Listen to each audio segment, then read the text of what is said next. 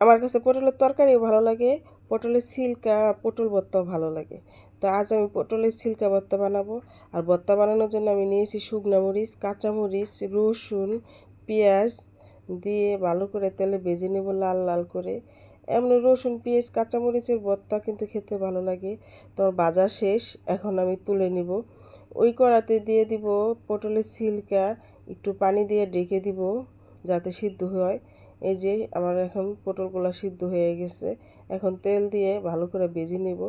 একটু লাল লাল করে ভেজে নিলে গ্রানটা সুন্দর হয়, খেতে ভালো লাগে, পানি থাকে না ভিতরে, একদম শুকনো শুকনো হয় ভাজা ভাজা। তো ভাজা শেষ, আমি তুলে নিলাম।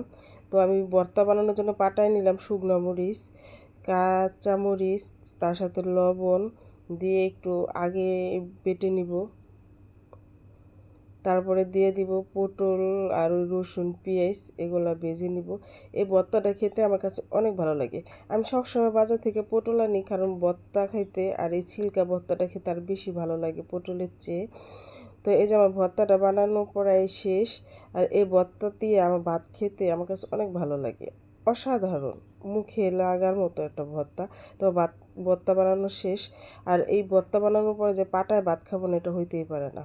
আর যে কোনো ভর্তা বানায় যদি পাটায় ভাত খাওয়া যায়, খেতে ভালো লাগে, আমার কাছে অনেক ভালো লাগে। তো এই ভর্তাটা আমার অনেক পছন্দ, এর জন্য আমি সবসময় ভর্তাটা বানালে আগে পাটায় ভাত খেয়ে নিই। এই যে আমি পাটায় ভাত মেখে খাইতেছি। তো কাদের এই পাটায় ভাত মেখে খেতে পছন্দ, আর কাদের এই পটল ভর্তা খেতে পছন্দ, আর কারা এই পটল ভর্তা খেয়েছেন তা কমেন্টে জানাবেন। আর আমার ভর্তাটা কেমন হয়েছে তাও কমেন্টে জানাবেন। ভালো থাকবেন, সুস্থ থাকবেন, আমাদের সবার জন্য দোয়া করবেন।